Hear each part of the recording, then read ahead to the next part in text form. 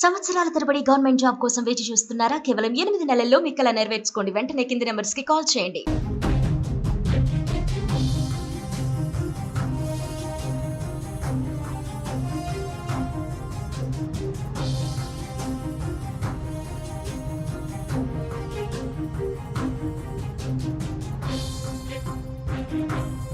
భారత్ పాకిస్తాన్ సరిహద్దుల్లో యుద్ధ మేఘాలు కమ్ముకున్నాయి. పాకిస్తాన్తో పాటు ఇటు భారత్ కూడా సరిహద్దుకు సైన్యాన్ని తరలిస్తుండడంతో అక్కడ వాతావరణం భీకర స్థితిలో ఉంది. అయితే పాకిస్తాన్ యుద్ధ సామాగ్రిని సరిహద్దుకు తరలించడమే కాదు, యుద్ధ విమానాల ద్వారా సరిహద్దులో ఉన్న ఉగ్ర శిబిరాలను ఖాళీ చేస్తున్నట్టుగా నేషనల్ మీడియా ద్వారా మనకు సమాచారం అందుతుంది.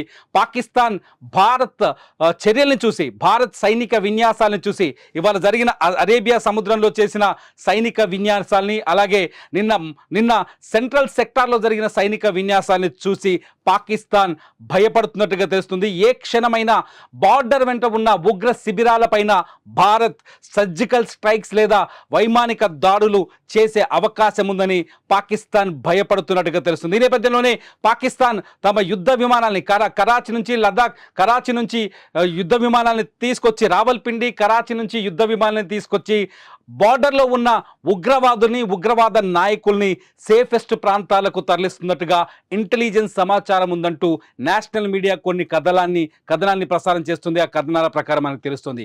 ఇప్పటికే లష్కరే తొయిబా నాయకుడు ఎవరైతే హఫీజ్ సయీద్ ఉన్నాడో, హఫీజ్ సయీద్ని నిన్న మోదీ పైన పాకిస్తాన్లో ఘాటైన వ్యాఖ్యలు, కీలకమైన విమర్శలు చేసిన తర్వాత హఫీజ్ సయీద్ ప్రాణాలకు ముప్పుందని పాకిస్తాన్ ఇంటెలిజెన్స్ హఫీజ్ సయీద్ని దాచిపెట్టినట్టుగా మన భారత ఇంటెలిజెన్స్ రిపోర్ట్స్ ఉన్నాయంటూ నేషనల్ మీడియా కొన్ని కథనాల్ని ప్రసారం చేసింది. ఈ నేపథ్యంలో హఫీజ్ సయీద్ని ఐఎస్ఐ పాకిస్తాన్లో అత్యంత సేఫెస్ట్ ప్రాంతంలో స్ట్రాంగ్ రూమ్లో అతన్ని స్ట్రాంగ్ రూమ్లో ప్రస్తుతానికి దాచిపెట్టినట్టుగా సమాచారం అందుతుంది. అంతేకాదు హఫీజ్ సయీద్తో ఎటువంటి చర్చలు కానీ ఎవరిని కలవనీయకుండా ఐఎస్ఐ తీవ్రమైన రూల్స్ అక్కడ అమలు చేస్తున్నట్టుగా సమాచారం అందుతుంది.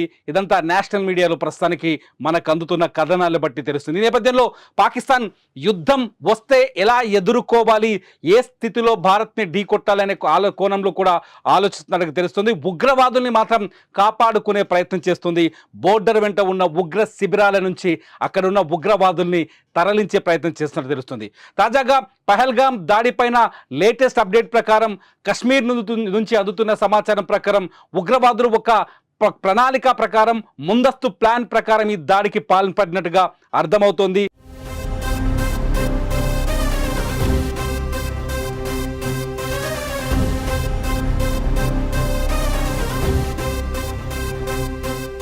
కొద్ది రోజుల క్రితమే పాక్ ఆక్రమిత కశ్మీర్లో హమాస్ నాయకులు ఎవరైతే ఇజ్రాయిల్లో విధ్వంసాన్ని, బీభత్సాన్ని సృష్టించిందో హమాస్ ముఠా ఉగ్రవాద సంస్థతో హఫీజ్ సయీద్కి సంబంధించిన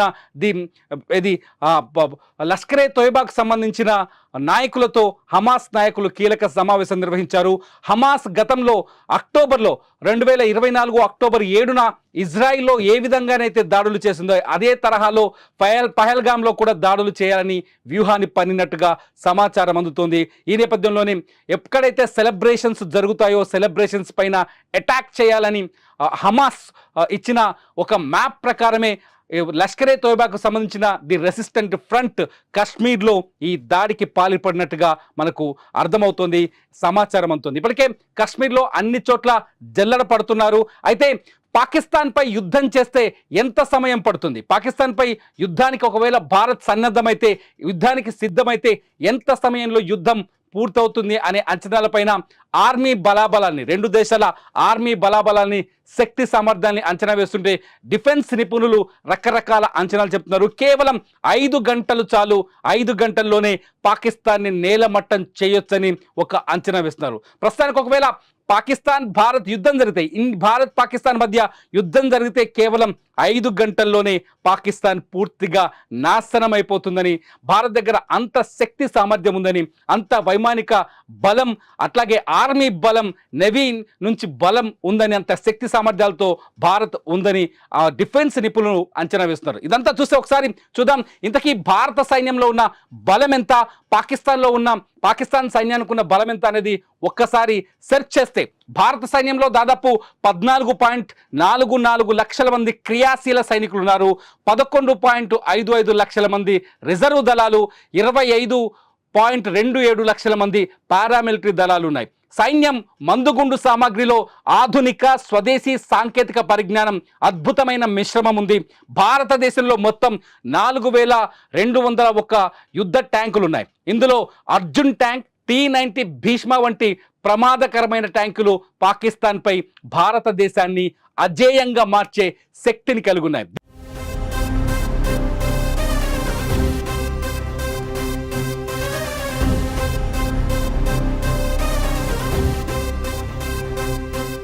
దీంతో పాటు భారత సైన్యం వద్ద పినాకా రాకెట్ వ్యవస్థ, బ్రహ్మాస్ క్షిపణులు, బోఫోర్స్, హువిట్టర్ తుపాకులు ఉన్నాయి. ఈ ఆయుధాలు శత్రువులను సులభంగా ఓడించగలగడంలో దిట్ట అని డిఫెన్స్ నిపుణులు అంచనా వేస్తున్నారు. దీంతో పాకిస్తాన్ పైన ఒకవేళ యుద్ధం జరిగితే భారత దగ్గర ఉన్న ఆర్మీ సంపత్తి, ఆయుధ సంపత్తి చాలు పాకిస్తాన్ కేవలం 5 గంటల్లోనే విధ్వంసం సృష్టించవచ్చు పాకిస్తాన్లోని ఒక అంచనా వేస్తారు. పాకిస్తాన్ సైన్యం గురించి మాట్లాడుకుంటే వారి దగ్గర, పాకిస్తాన్ దగ్గర ఉన్న సైన్యం ఎంత ఉందని ఒకసారి లెక్కలు తీస్తే ఇంటర్నెట్లో అందుబాటులో ఉన్న సమాచారాన్ని క్రోడీకరించి చూస్తే కేవలం 6,54,000 మంది క్రియాశీల సైనికులు మాత్రమే ఉన్నారు. వీళ్ళు ప్రస్తుతం ఆఫ్ఘనిస్తాన్, బలూచిస్తాన్ ఏరియాలో పనిచేస్తున్నారు. ఎప్పుడైతే పహల్గామ్ దాడిపైన భారత్ తీవ్రమైన వ్యాఖ్యలు చేసిందో, సింధు జలాల ఒప్పందాన్ని రద్దు చేసిందో, ఆ క్షణంలోనే ఆఫ్ఘనిస్తాన్ బార్డర్ నుంచి, బలూచిస్తాన్ బార్డర్ నుంచి సైనికులని కశ్మీర్ భారత్ పాక్ సరిహద్దుల్లోకి తరలించడం మొదలుపెట్టింది పాకిస్తాన్. దాదాపు 3,742 యుద్ధ ట్యాంకులు ఉన్నాయి పాకిస్తాన్ దగ్గర. 50,523 సాయుధ వాహనాలు, 752 స్వయంచోదక ఫిరంగి యూనిట్లు ఉన్నాయి పాకిస్తాన్ దగ్గర. ఇది కాకుండా 692 రాకెట్ లాంచర్లు కూడా ఉన్నాయి. వీటితో పాటు పాకిస్తాన్ దగ్గర 2,627 ట్యాంకులు ఉన్నట్టుగా సమాచారం అందుతుంది. ఇవి మొత్తం కలిపిన మన దగ్గర, భారత్ దగ్గర ఉన్న దాంట్లో సగం కూడా కాదు. భారత్ను ఎదుర్కోవడం పాకిస్తాన్ వల్ల కాదు అనేది డిఫెన్స్ నిపుణులు వేస్తున్న అంచనా. డిఫెన్స్ నిపుణుల మాట ప్రకారం, వాళ్ళ అంచనాల ప్రకారం కేవలం భారత్ పాకిస్తాన్తో 5 గంటలు పోరాటం చేస్తే యుద్ధం ముగిసిపోతుందని చెప్తున్నారు. అయితే గగనతలంలో భారత వైమానిక దళం మొత్తం ఎంత ఉందో ఒకసారి చూద్దాం. దాదాపు 2,229 విమానాలు కలిగి ఉంది భారత్. వీటిలో 600 యుద్ధ విమానాలు ఉన్నాయి, 831 సహాయక విమానాలు ఉన్నాయి, 899 హెలికాప్టర్లు, 50+ UAVలు ఉన్నాయి. వీటితో పాటు భారతదేశం అత్యంత ఆధునిక యుద్ధ విమానాలను కలిగి ఉంది. ఇందులో రాఫెల్ ఫైటర్ జెట్, అట్లాగే Sukhoi Su-30 MK Mirage 2000 MiG-29 fighter జెట్లు ఉన్నాయి. ఇప్పటికే సర్జికల్ స్ట్రైక్స్లో ఈ యుద్ధ విమానాలు తమ సత్తాను చూపించాయి. పాకిస్తాన్కి భారత్ రుచేంటో, దెబ్బ ఎలా ఉంటుందో ఇప్పటికే చూపించాయి.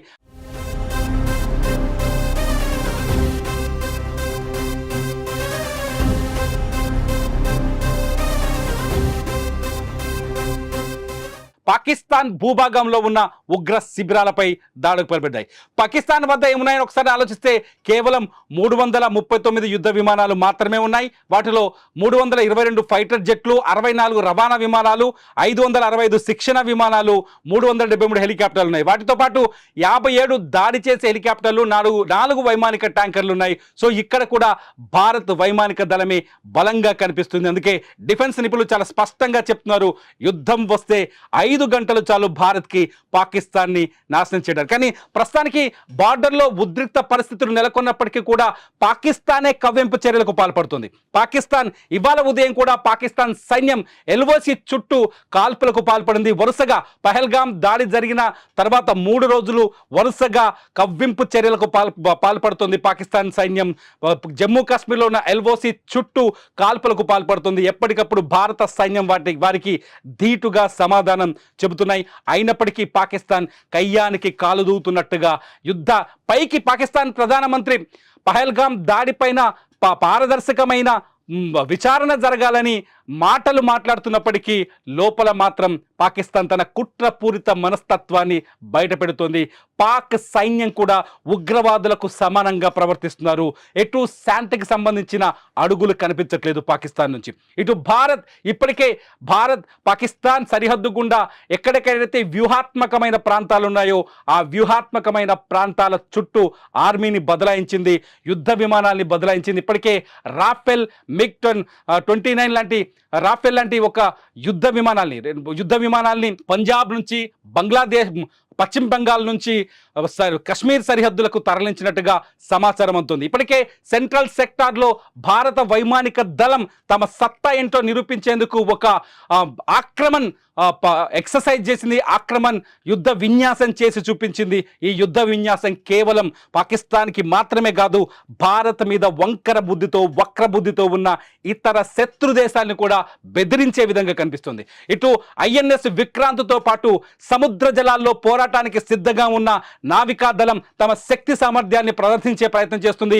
ఇవాళ అరేబియా సముద్రంలో నావికా దళం తమ దగ్గరున్న ఆయుధ సామాగ్రికి సంబంధించిన శక్తి ప్రదర్శనను చేసింది. దీంతో భారత నవీ కూడా యుద్ధానికి సిద్ధంగా ఉన్నామంటూ పాకిస్తాన్కి హెచ్చరికలు జారీ చేసినట్టు కనిపిస్తుంది. మొత్తంగా చూస్తే ప్రధాని మోదీ కూడా ఇవాళ తన మన్ కీ బాత్లో చాలా స్పష్టంగా చెప్పారు, కశ్మీర్లో జరుగుతున్న అభివృద్ధిని తట్టుకోలేకే ఉగ్ర దాడికి పాల్పడింది పాకిస్తాన్. లష్కరే తోయిబా సాయంతో, ది రెసిస్టెంట్ ఫ్రంట్ సహాయంతో యుద్ధం చేసి భారత్లో విధ్వంసం సృష్టించే ప్రయత్నం చేసిందంటూ ప్రధాని మోదీ కూడా ఇవాళ తీవ్రమైన వ్యాఖ్యలు చేశారు. ఈ నేపథ్యంలో యుద్ధం వస్తే పాకిస్తాన్ పరిస్థితి ఏంటి అన్నది ఇప్పుడు ప్రపంచవ్యాప్తంగా చర్చ జరుగుతోంది.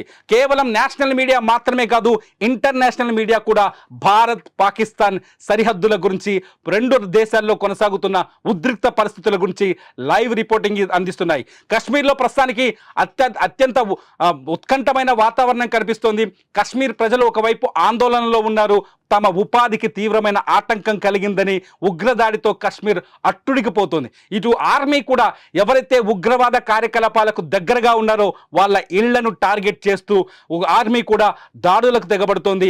చాలా చోట్ల దాదాపు 12 మంది ఉగ్రవాదులని, తూర్పు కశ్మీర్లో దాదాపు 12 మంది ఉగ్రవాదుల ఇళ్ల స్థావరాన్ని గుర్తించి వాళ్ళ ఇళ్లని నేలమట్టం చేసినట్టుగా మనకు సమాచారం అందుతుంది. నేషనల్ మీడియాను చూస్తుంటే మనకు ఆ విజువల్స్ కూడా కనిపిస్తాయి. మొత్తంగా భారత్ పాకిస్తాన్ మధ్య ఉద్రిక్తమైన వాతావరణం కనిపిస్తుంది. ఒకవేళ యుద్ధం వస్తే కేవలం 5 గంటలు చాలంటూ డిఫెన్స్ నిపుణులు చెబుతున్న మాటలు చూస్తుంటే ఉత్కంఠమైన పరిస్థితులు ఏ విధంగా ఉన్నాయో మనం అర్థం చేసుకోవచ్చు. ఇంతకీ భారత్ పాకిస్తాన్ నిన్న ప్రధాని మాట్లాడినట్టుగా పాకిస్తాన్ శాంతి వైపు అడుగులు వేస్తుందా, లేకపోతే కాల్పులు జరుపుతూ నిత్యం LOC వెంట కాల్పులు జరుపుతూ కవ్వింపు చర్యలకు పాల్పడుతున్న పాకిస్తాన్కి బుద్ధి చెప్పాల్సిన అవసరం ఉందా? ఈ వీడియో కింద మీరు తప్పకుండా కామెంట్ చేయండి. మీ కామెంట్స్ పైన నేను మరో వీడియో చేస్తా. చూస్తూనే ఉండండి సుమన్ టీవీ.